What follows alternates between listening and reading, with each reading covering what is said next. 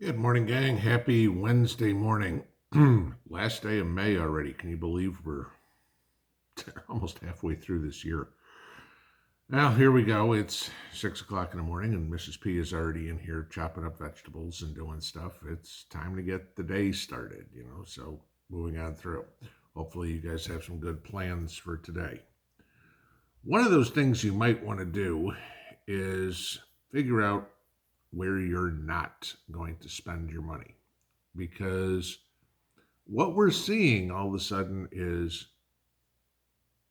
our votes may not necessarily count at the ballot box, but our votes are certainly making a difference at the cash register. Okay? I'll give you a few things going on. Y'all know about the massive boycott of Bud Light because of the Dylan Mulvaney crap. It's funny, everybody in the country sees this as idiotic, except the folks running Anheuser-Busch, okay? In the month, I guess now, or whatever it is, that this whole spectacle's been going on, Anheuser-Busch stock, InBev, right, has dropped some 20%. It was $64 at the beginning of May. It's $66 at the beginning of May. It's now $54. 20%. Okay. 1 month. One of the biggest companies in the world has lost 20%. Okay. Say whatever you want about economics or whatever.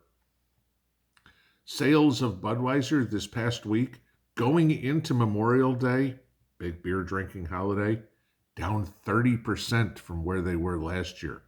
Bud can't give away the beer, and that's literally what they're trying to do, okay? There's coupon. You want to go to the store and buy Bud Light? Buy an 18-pack of Bud Light or 12-pack or whatever the hell it is. Cost you about $15, right? Except there's a little coupon there for a $15 rebate, and they still can't move it. You can get the beer for free, and they still can't sell it. Bars all over the country can't sell it, okay? I was at a restaurant, was it Thursday? I think it was, and asked the owner, I said, how's Bud Light sales going? He goes, I can't give it away. Okay. It's just kind of interesting. But that's not the only one. All right. So let's take a look at some other ones here real quick. Disney. Everybody knows Disney. Okay. A couple of years ago, Disney was $180 a share. Disney went woke. Every movie had to have mixed race couples in there, a gay agenda, whatever it was. Woke, woke, woke, woke, woke. Disney's gone from $180 a share to $87 a share. Nothing like losing half your money investing in a company that used to be good, wholesome fun. Okay? Not anymore. Let's take a look at Kohl's. Kohl's is the latest one that's involved in all of this crap. Okay. Kohl's stock about 6 months ago was $35 a share. It's now $19. Okay. There you go. There's a 45% drop because they went woke. Target, another one that we all love. Okay. Love to hate, if you will. Target on the same trajectory down. Target was $177 a share about 6 months ago. Target was $160 a share a week ago. Target's now $133 a share. Okay, falling off a cliff. Target was down 20% yesterday. Okay, just to give you an idea. This is what's going on. Are these companies learning? Not Anheuser-Busch for sure. With all the debacle that's going on with the Dylan Mulvaney bullshit, Anheuser-Busch came out yesterday and announced they are going to give $200,000 to some pride parade. Oops! Congratulations going after that 1 or 2% of the overall population for your market. It's not exactly the way I'd want to do it if I was running a business, okay? Your objective is to make money. Stay out of politics. You want to know what's funny about some of these companies? You guys remember that companies all now get a climate change grade? I'll give you this. Anheuser-Busch's climate change grade, A. Disney's climate change grade, B. Kohl's climate change grade, A minus. Target's climate change grade, A minus. Now I'll give you one on the other side, okay?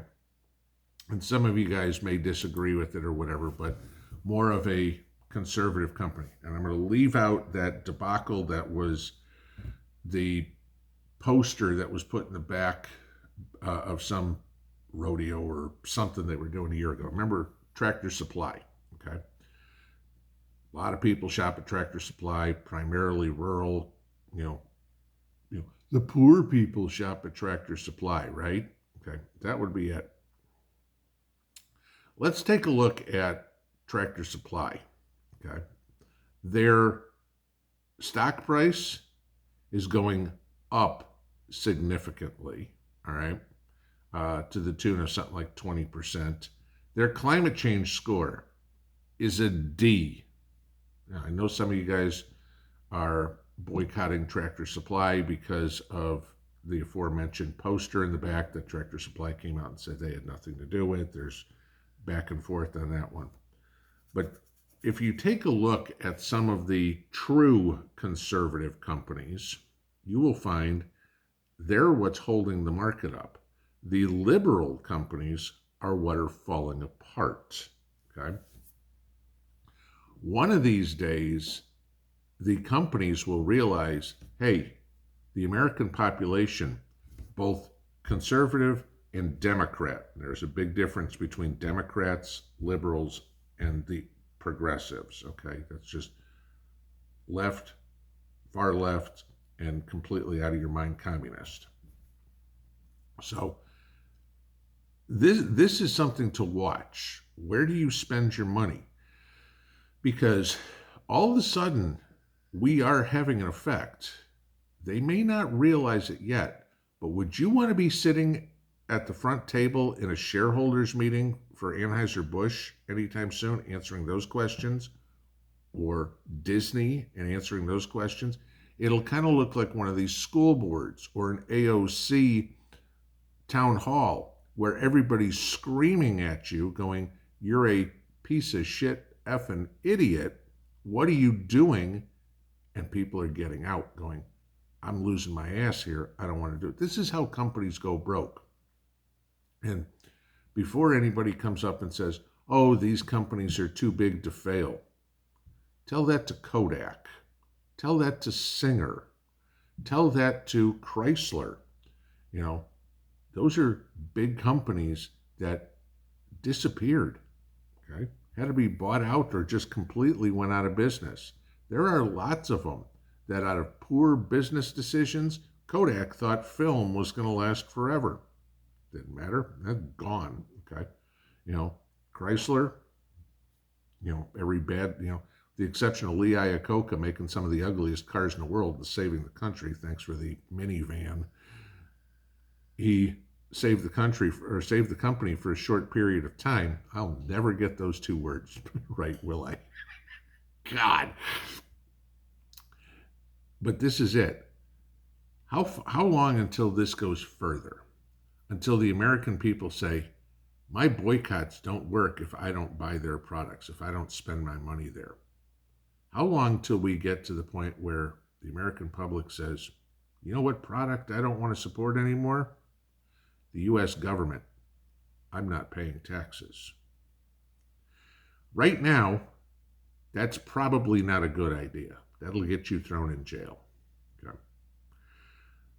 But imagine it's now 5, 10, 15, 20, 50 million people that all of a sudden say, no, not happening.